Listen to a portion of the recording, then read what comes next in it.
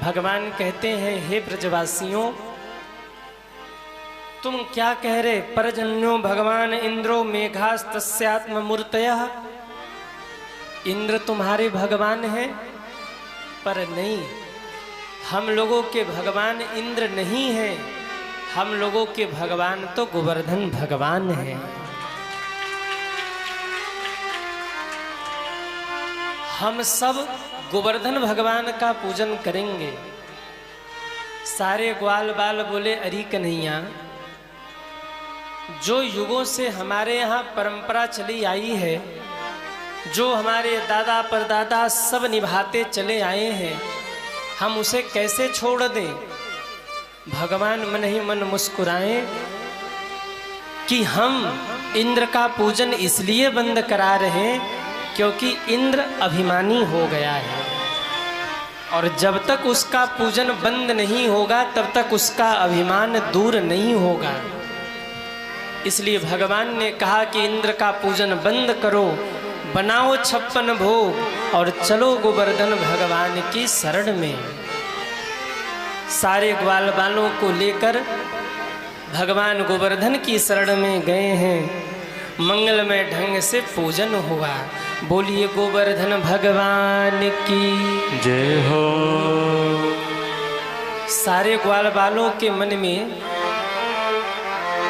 एक भ्रम था कि कन्हैया, अगर इंद्र कुपित हो गए तो हमारी रक्षा कौन करेगा? भगवान मुस्कुराकर बोले, हमारे ऊपर छोड़ दो, हम करेंगे व्यवस्था। सारे ग्वाल बाल लौट करके अपने घर गए और इधर एक महात्मा जी घूम रहे थे। इनका एक ही काम है, बीड़ा बजा करके घूमते हैं, मुख से नारायण नारायण गाते हैं, और जहाँ देखते हैं कि शांति है वहीं झगड़ा लगा के निकल लेते हैं। क्या नाम है? अरे जोर से बोलो। नारद जी। गांव में भी कई लोग होते हैं, शांति से घूमते रहते हैं, और जहाँ देखा कि शांति है चारों ओर, धीरे से दो लोगों में झगड़ा लगा के पीछे खड़े, देखो कलयुग चल रहा है। अच्छा, गांव वाले भी बहुत चालाक होते हैं। वो झगड़ा लगा के जाता है, पीठ पीछे लोग कहते देखो नारद मुनि आए थे। उनका नाम ही लोग नारद मुनि रख देते हैं। नारद जी पहुँचे इंद्र के पास और जाकर के कहा, इंद्र, तुम स्वर्ग में बैठे हो और वहाँ तुम्हारा पूजन बंद हो गया। इस बार ब्रजवासियों ने गोवर्धन भगवान का पूजन किया है। इंद्र कुपित हुए। इंद्र ने काले काले मेघों को कहा, जाओ, जाकर के ब्रजमंडल को नष्ट कर दो। अरे, इन ब्रजवासियों को इतना अभिमान हो गया कि इन्होंने हमसे द्वेष कर लिया। जाओ, नष्ट करो ब्रजमंडल को। काले काले बादल गर्जना करते हुए चले हैं सज्जन।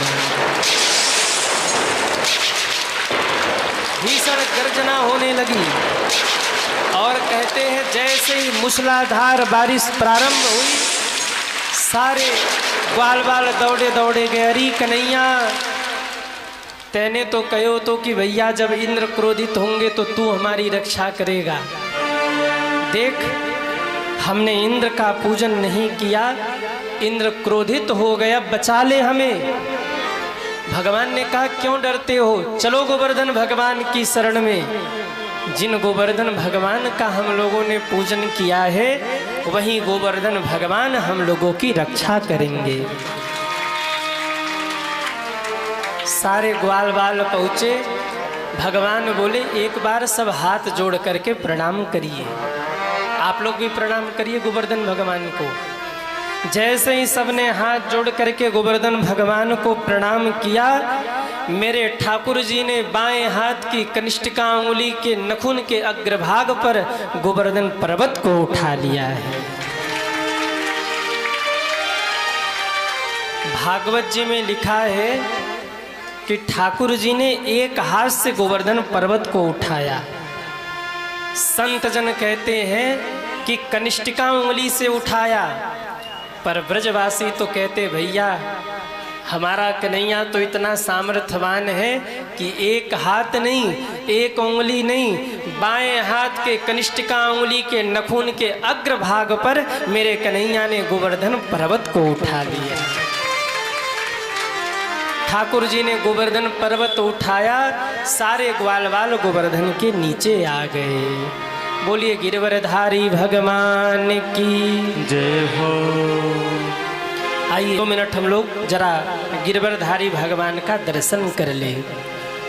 अरे नख पर गिरिवर लिन्हो धार, कन्हैया मेरो वारो।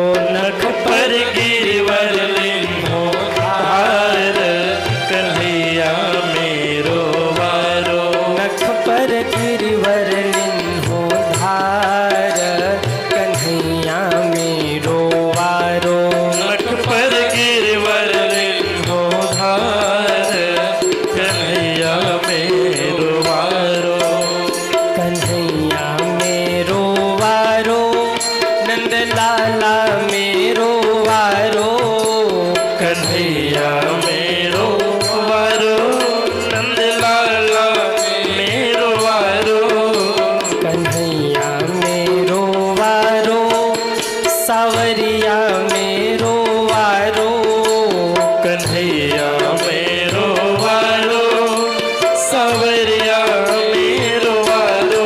नख पर गिरिवर लिन्हो धार, कन्हैया मेरो वारो। नख पर गिरवर लिन्हो धार, कन्हैया मेरो वारो। सभी ताली सेवा करते हुए हरि बोल। श्री राधे।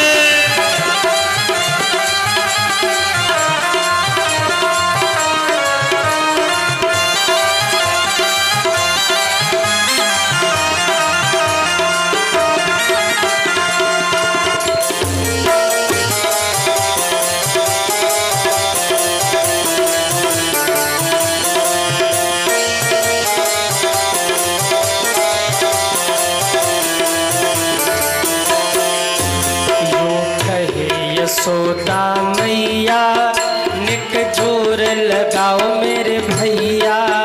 यो कहे यशोदा मैया, निक जोर लगाओ मेरे भैया। यो कहे यशोदा मैया, निक जोर लगाओ मेरे भैया।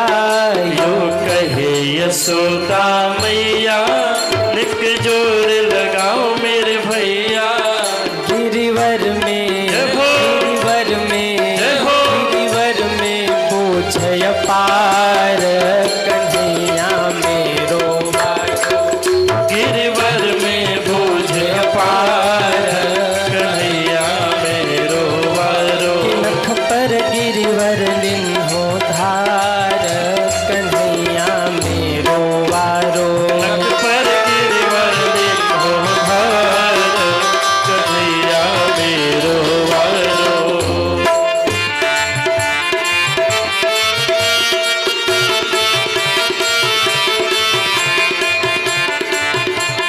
हरि बोल। लाला की नरम कलैया, कहीं मुरुकन जाए की बहिया। लाला की नरम कलैया, कहीं मुर्क न जाए के पहिया। लाला की नरम कलैया, कहीं मुरुकन जाए की बहिया। लाला की नरम कलैया, कहीं मुर्क न जाए के पहिया। कैसे झेले एक लो भार, कन्हैया मेरो वारो। कैसे झेले लो भार, कन्हैया मेरो वारो। नख पर गिरिवर लिन्हो धार, कन्हैया मेरो वारो। नख पर गिरवर लिन्हो धार,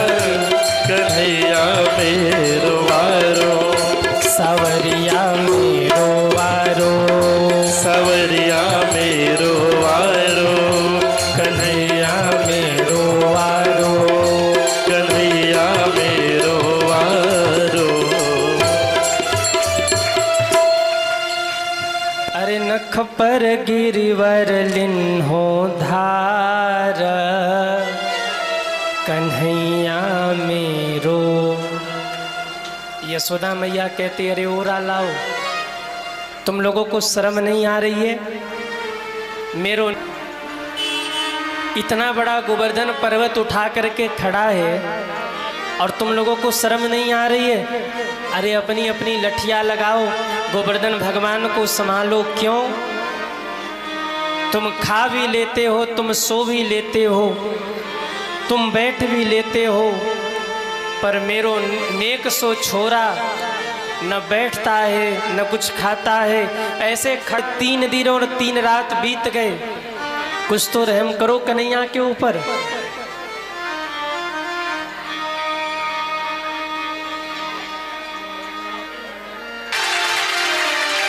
रुकिए, कुछ लोग इतने चतुर है यहाँ से लाकर यहाँ पे रोक देते हैं। अब हम डिस्टर्ब हो जाते, बजाएगा कि नहीं बजाएगा? बजाना हो तो पूरी बजा लो, नहीं बजाओ ही नहीं। बोलिए भक्त वत्सल भगवान की जय हो। कहाँ थे हम लोग? कहाँ थे?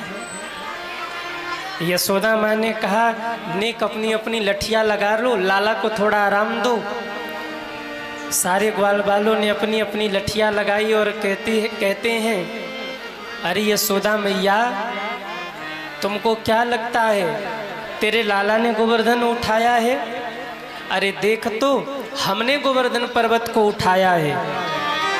अब भगवान सोचने लगे गोवर्धन उठाया हमने, और छाती पीट रहे अपनी कि हमने उठाया हमने उठाया। भगवान बोले ग्वाल बालो, तुमने गोवर्धन उठाया है कि हमने उठाया है? सारे ग्वाल बाल कहते कन्हैया तूने थोड़ी उठाया, देख हमने अपनी लठियाँ लगाई है, हमारे लठिया पे गोवर्धन उठाए। भगवान बोले चलो, बड़े बोल रहे, अरे हम भगवान हैं तब गोवर्धन उठा लिया, नहीं कहाँ उठने वाला है गोवर्धन। सारे ग्वाल बाल बोले अरे कन्हैया सुन सुन सुन, क्या बोला फिर से बोल जरा। भगवान बोले मैं भगवान हूँ। सारे ग्वाल बाल कहते हैं मुंह धोने तो को आवे ना है, और तू चला है भगवान बनने। अरे किशोर तू भगवान है, यशोदा मैया खिलावे तो खाता है, थपकी देकर सुलाए तो तू सोता है, और बड़ा चलाए तू भगवान बनने। किस तरफ से तू भगवान लग रहा? भगवान ने कहा अरे राम राम, मैं कह रहा हूँ कि मैं भगवान हूँ, फिर भी ये सब मानने वाले भी। भगवान ने कहा तो ग्वाल बालों अपना हाथ हटा लूँ मैं? सारे ग्वाल बाल बोले हाँ हाँ कन्हैया हटा ले हाथ, देख हमने अपनी लठियाँ लगाई है। भगवान ने कहा कोई दुर्घटना हो जाए तो बाद में हमको मत कहना देना। अरे बोले हटा ले, बड़ा आया तो गोवर्धन उठाने वाला, हटा ले अपना हाथ। सारे ग्वाल वालों ने अपनी लठियाँ संभाल के लगाई। भगवान ने थोड़ा सा हाथ नीचे ही किया था, सबकी लठियाँ तड़ तड़ तड़ तड़ टूट गई सज्जनों। जैसे ही भगवान ने थोड़ा सा हाथ नीचे किया, गोवर्धन भगवान नीचे आए, सबकी लठियाँ तड़ तड़ तड़ तड़ टूटी। सब चिल्लाए अरे भैया संभाल, अरे भैया मर गए संभाल, अरे मरे संभाल। भगवान ने फिर उठा लिया। अब सारे ग्वाल बाल टुकुर टुकुर भगवान की ओर देखे।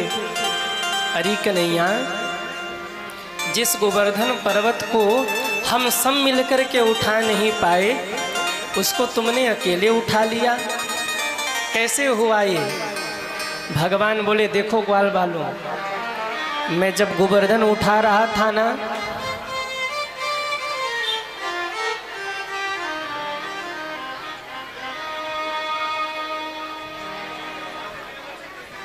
अल्लाह तो आप ही मचा रही हो। अब देखो मैया आ रही है ना, सबको धक्का देके हट।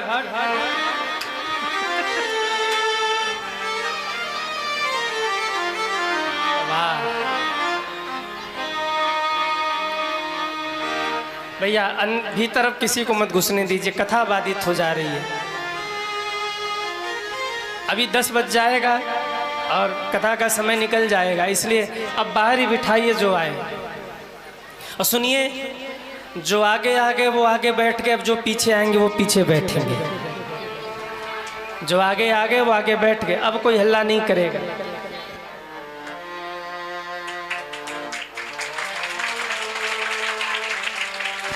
हमारे आचार्य जी बहुत सुंदर गुरुकुल आपके चंदौली में चला रहे, एक बार जोरदार तालियों से आपका स्वागत करें। बच्चों की शिक्षा की व्यवस्था आपके आश्रम की ओर से हो रहा है, बहुत बहुत आपको साधुवाद। बोलिए भक्त वत्सल भगवान की जय हो। अब शुरू करें कथा। अच्छा सुनिए, 5 मिनट का हम आपको समय दे रहे हैं, एक ही बार जितना हल्ला मचाना हो मचा लीजिए, लेकिन फिर 10 बजे तक बोलिएगा मत, एकदम ऐसे बैठिएगा शांत सब।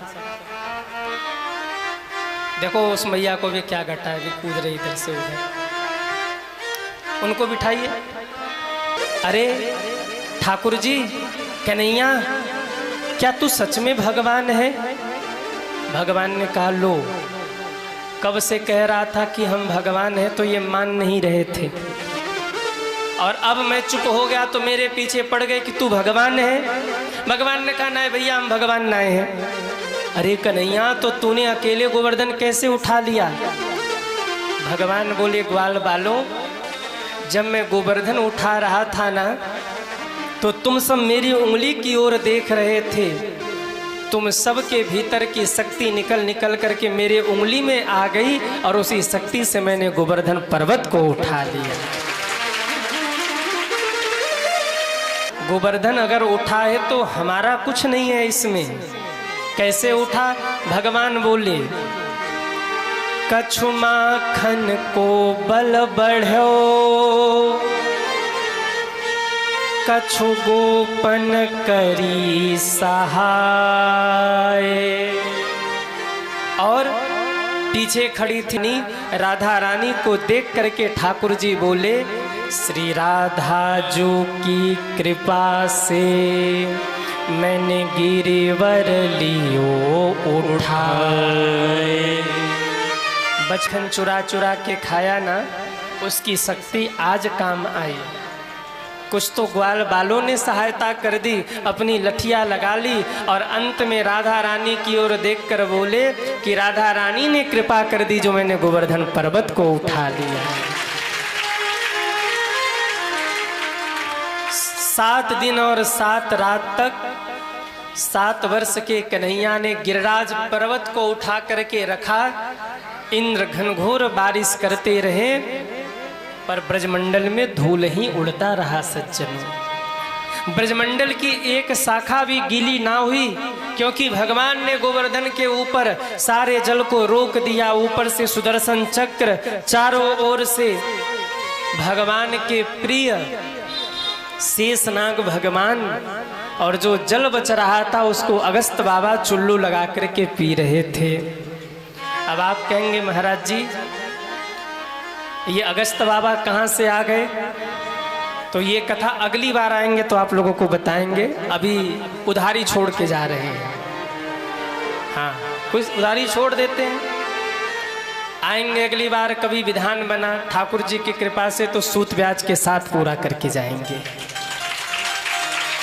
अभी उधारी छोड़ देते हैं। बस आप इतना समझो कि एक तिनका भी गीला नहीं हुआ। भगवान ने ऐसे ब्रजमंडल की रक्षा की। सज्जनों, 7 दिन और 7 रात बीत गए, ठाकुर जी खड़े हैं, चेहरे पर श्रम नहीं है। याद रखिएगा, भगवान ऐसे हैं जिनको कभी श्रम नहीं होता। शांताकारम भुजंग शयनम, सांप के ऊपर सो रहे, शेषनाग के ऊपर सो रहे, और सभी भक्तों का ध्यान रख रहे हैं। अरे कब कहाँ कौन बुलाए दौड़ कर जाना पड़ जाए, कब कहाँ कौन भक्त याद कर ले, भगवान को दौड़ना पड़ जाए। भगवान सबकी रक्षा करते हैं, पर कभी भी भगवान को श्रम नहीं होता। लक्ष्मी जी चरण दबाती हैं, प्रभु गरुण के लिए दौड़ कर गए, द्रौपदी के लिए दौड़ कर गए, इतने बड़े महाभारत का युद्ध रचाया आपने, आपके चरण में दर्द हो गया होगा, आओ चरण सेवा कर देते। भगवान कहते देवी जरा धीरे चरण दबाओ, धीरे। क्यों? जब हम अपने भक्तों की सेवा करते हैं तो हमें परमानंद की प्राप्ति होती है। जब हम अपने भक्तों के लिए दौड़ते हैं तो हमें बड़ा आनंद होता है। जिस समय पितामह भीष्म ने भगवान की प्रतिज्ञा को तोड़ने के लिए बाण पर बाण छोड़े और भगवान रथ का पहिया लेकर के दौड़े थे, अर्जुन ने दौड़ करके चरण पकड़ा, प्रभु ये पाप न करिए, आप अपनी प्रतिज्ञा न तोड़िए। उस समय भगवान ने कहा कौन सी मेरी प्रतिज्ञा, अरे मेरे भक्त का मान रह जाए, इससे बड़ी मेरी और कोई प्रतिज्ञा नहीं है। मुझे मेरे भक्तों की प्रतिज्ञा पूरा करने में, मुझे मेरी भक्तों की सेवा करने में जो आनंद आता है ना, वो आनंद मुझे संसार में कहीं और नहीं आता। प्रबल प्रेम के पाले पड़कर प्रभु को नियम बदलते देखा, अपना मान टले टल जाए, पर भक्त का मान न टलते देखा। 7 दिन बाद इंद्र आए तो इंद्र ने देखा ब्रजमंडल में धूल उड़ रहा है। घबरा गए इंद्र। इंद्र ने काले काले मेघों को कहा रे जल्दी भागो। क्यों? बहुत बड़ा हमने अनर्थ कर दिया, जगन्नाथ से हमने शत्रुता मोल ले ली। अरे 7 दिन और 7 रात वर्षा के बाद भी अगर ब्रजमंडल सुरक्षित है तो निश्चिंत ही कन्हैया इंसान नहीं, कन्हैया तो भगवान है। काले काले मेघों को भगाया और पूरा ब्रजमंडल सुरक्षित रहा। सज्जनों, आप में से कितने लोग ये चाहते हैं कि भगवान हमारी रक्षा करें? वो हाथ उठाएं। अगर आप चाहते हैं कि भगवान आपकी रक्षा करें ना, तो भगवान का भजन करिए। अगर भगवान की दया चाहते हैं तो दया का उल्टा करिए। दया का उल्टा क्या है? या अरे कहिए ना, याद। आप भगवान को याद करिए, वो आपके ऊपर दया करेंगे। एक बात और कहूँ मैं, ये समय ऐसा चल रहा है, बचेगा इस समय में वही सलामत जो भगवान का सानिध्य लेकर रहेगा, जो भगवान के चरणों से जुड़ा रहेगा। वो मछली जाल में नहीं फंसती जो मछली मछुआरे के पैर के पास हो। वो मछली मछुआरे के पैर से दूर होती है ना, मछुआरा उसे अपने जाल में पकड़ लेता है। पर जो मछली मछुआरे के चरणों के पास होती है वो जाल से बच जाती है। भगवान ने माया का जाल फेंका है संसार में। आप में से जो भी भगवान के चरणों के और जो भगवान के चरणों से दूर रहेंगे वहीं जाल में बझ जाएंगे। केवल माया का ही जाल नहीं, अभी तो धरती पे बहुत कुछ होना है। अभी धरती पर बड़ी भयंकर परिस्थिति प्रकट होने वाली है। धरती पर ऐसी परिस्थिति प्रकट होगी, दुनिया त्राही त्राही करेगी। डरा नहीं रहा हूं, ये मत सोचना कि महाराज जी हमको मंच से डरा रहे हैं। हमने संतों से सुना और हमने स्वयं ये देखा। जगन्नाथपुरी उड़ीसा के एक परम भक्त हुए संत, जिन्होंने आज से 600 वर्ष पूर्व एक पुस्तक लिखी जिसका नाम है भविष्य मालिका ग्रंथ। उसमें भविष्यवाणी है आगे क्या क्या होने वाला है। और मेरे भाई बहन, उसमें उन संत ने जो भी भविष्यवाणी की है ना, आज वो सब प्रत्यक्ष प्रमाण के रूप में देखने को मिल रहा है। उन्होंने लिखा है जगन्नाथ जी के बहुत बड़े भक्त थे, जगन्नाथ जी की सेवा करते थे पुरी जी में। उन्होंने लिखा है कि जगन्नाथ जी का ध्वज सदैव लहराता रहता है, पर जिस दिन जगन्नाथ जी के ध्वज में आग लग जाए उस दिन दुनिया वालों को समझ लेना चाहिए कि दुनिया में कोई बहुत बड़ी घटना घटने वाली है।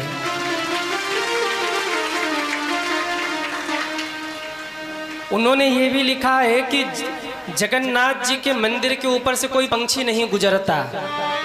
ये स्पष्ट बात है। आप जगन्नाथ जी जाइए, कितने लोग जगन्नाथ जी गए हैं वो हाथ उठाएं। आप कभी ध्यान से देखिएगा, कुछ हम बातें आज आपको बताने वाले, बस आप धैर्य से सुनते रहिए। लोग कहते भगवान नहीं होते, अरे जाइए जगन्नाथ जी, जीते जागते भगवान का दर्शन आपको जगन्नाथ जी में होगा। जगन्नाथ जी के मूर्ति में आज भी भगवान का धड़कता हुआ दिल रखा हुआ है। आज भी भगवान का हृदय है उस मूर्ति में, और आज तक उस हृदय को किसी ने देखा नहीं है। मैं भी आगे आपको बताऊंगा। वहाँ की मान्यता ऐसी है, चारों धाम में एक धाम है जगन्नाथ जी। जगन्नाथ जी के मंदिर के ऊपर से कोई पंछी नहीं गुजर सकता। पंछियों को भी पता है यहाँ मेरे भगवान रहते हैं, हम ऊपर से कैसे जाएं। आज भी विमानें उड़ती हैं, पर जगन्नाथ जी के ऊपर से विमान नहीं जा सकता, रोक है। कोई पंछी उड़कर अपने से नहीं जा सकता। और भविष्यमाला ग्रंथ में लिखा है, जिस दिन कोई अशुभ पंछी जैसे चील, बाज या कौवा इत्यादि जगन्नाथ जी के ध्वज के ऊपर मंडराने लगे, उसी दिन याद रखना कि दुनिया में कोई बहुत बड़ा संकट आने वाला है। को भी पहले जगन्नाथ जी के ध्वज में आग लगी थी, कोविड आ गया। इसके बाद जब ये हैदराबाद में प्लेन क्रैश होने वाला था ना, उसके 3-4 दिन पहले देखा गया कि कुछ पंछी ध्वज के ऊपर लहरा रहे हैं। पुजारियों ने कह दिया था कोई अशुभ होने वाला है, और 4 दिन बाद प्लेन क्रैश हो। तो वो जो संत थे उन्होंने उस भविष्यमालिका ग्रंथ में लिखा है कि 2025 से लेकर के 2032 तक बहुत खतरनाक होने वाला है। इसमें ऐसी ऐसी घटनाएं घटेंगी कि व्यक्ति को आश्चर्यचकित कर देंगी। वो घटना कभी प्रकृति के द्वारा घटेगी, कभी पहाड़ों के द्वारा घटेगी, कभी नदी के द्वारा घटेगी, कभी जलप्रपात इतना बढ़ेगा कि गांव का गांव बह जाएगा, कभी बादल फट जाएंगे, कभी ऐसा महायुद्ध होगा कि लाखों लोग एक ही बार में मारे जाएंगे, कभी भौतिक घटना घटेगी, कभी प्राकृतिक घटना घटेगी। उसमें लिखा हुआ है 2025 से 2032 तक का जो समय है ये बड़ा कठिन समय है। और आप देखिए, मैं आपको डराने के लिए नहीं कह रहा हूँ, आप ऐसा मत सोचना कि महाराज जी डरा रहे हैं। आप 2025 के शुरुआत 7 महीने में पहली घटना शुरुआत में कुंभ में घटी, भगदड़ हुआ, लोग मारे गए। फिर उसके कुछ ही दिन बाद पहलगाम में घटना घटी, 28 लोग मारे गए, माताओं के मांग का सिंदूर धुल गया। और उसके बाद फिर घटना घटी, भारत पाकिस्तान का युद्ध छिड़ गया, उसमें बहुत लोग मारे गए। उसके बाद तमाम देश आपस में भिड़ रहे हैं। हर देश के पास परमाणु बम है, और अगर एक भी देश के प्रधानमंत्री या राष्ट्रपति का ये खिसक गया ना, और एक भी परमाणु बम छोड़ दिया तो देश का देश साफ, जयराम जी की काम खत्म। तो बोले कई बार बीच में युद्ध की संभावना हुई, चलो वो सब ठीक। तब तक घटना सुनने में आया कि अहमदाबाद में एक ही बार प्लेन क्रैश हुआ, 300 लोग लगभग मारे गए। हुआ था कि नहीं? अरे हाँ या ना? इसके तुरंत बाद मुंबई से घटना आ गई, नाव पलट गई, 50 लोग मारे गए। अच्छा, वो सब ठीक हुआ धीरे धीरे। अभी कल परसों की घटना, उत्तराखंड में बादल फट गया, और जैसे नदी के ऊपर कोई छोटा सा तिनका बह जाए, ऐसे ही 4-4 मंजिला मकान बह गया उस बादल के नीचे। महाराज सैकड़ों लोग उसमें मारे गए। कल परसों की घटना है। अभी बहुत सारे लोग उसमें पता नहीं मलबे में कहाँ दबे, अभी कोई उनका खोज ही नहीं हो पाया। कितने लोग मारे गए कोई आंकड़ा ही नहीं पता है। मैं ये सब क्यों कह रहा हूँ? क्योंकि उन महात्मा ने उस ग्रंथ में लिखा है ऐसे ही लगातार प्रलय होता चला जाएगा और 2032 तक बहुत लोग चले जाएंगे, तो कहा बचेगा कौन? जो मेरे ठाकुर जी की शरण में रहेगा वो सलामत सुरक्षित बच जाएगा। सज्जनों, जो हृदय से भगवान की भक्ति करेगा, जो हृदय से भगवान का नाम लेगा वो बच जाएगा, वरना बहुत लोग जाने वाले हैं। इसलिए मेरा निवेदन आपसे, इस जीवन का कोई भरोसा नहीं है। आज से ही संकल्प लेकर खूब भगवान का नाम लीजिए, खूब भगवान की भक्ति करिए, किसी के साथ बुरा मत करिए, किसी के साथ छल मत करिए, जितना हो सके भगवान की भक्ति करिए, अच्छे कर्म करिए और इतना कर जाइए कि पुनः आपको इस धरती पर जन्म लेकर ना आना पड़े। सज्जनों,